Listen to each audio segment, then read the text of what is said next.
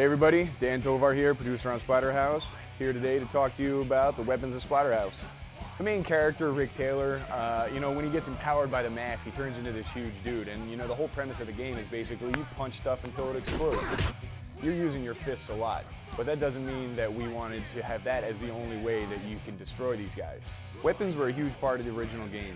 We identified this early as a point that we wanted to bring back and just make them as devastating as possible.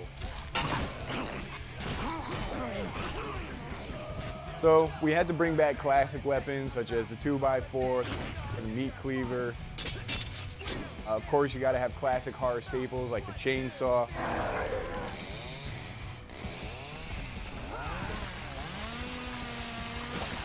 And the shotgun.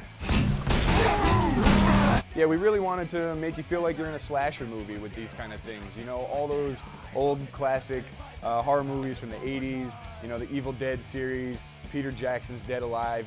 Another thing we wanted to focus on with the weapons was the splats. The game is wet, it's bloody, it's a big mess. In the original games, you grab the 2x4 and splash the guy up against the wall. He would hit there and slide down, and it was, hysterical. People loved watching that stuff happen. So we, of course, had to grab that and run with it.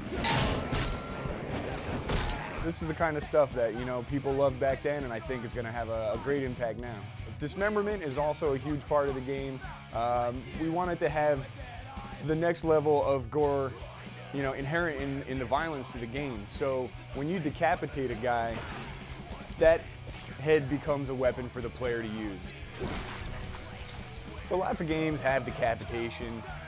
We saw those and we thought, wouldn't it be fun if you could throw the head after you decapitate somebody? You can literally knock a guy down, tear his head off, and throw it at his buddy.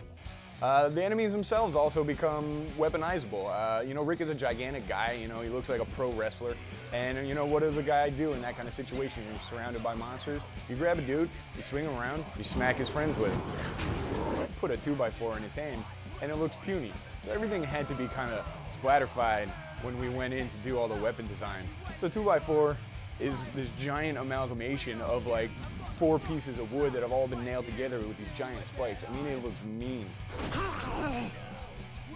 You put a normal chainsaw, it looks tiny in Rick's hand. So he's got this giant logger type chainsaw, which looks enormous. And of course the shotgun.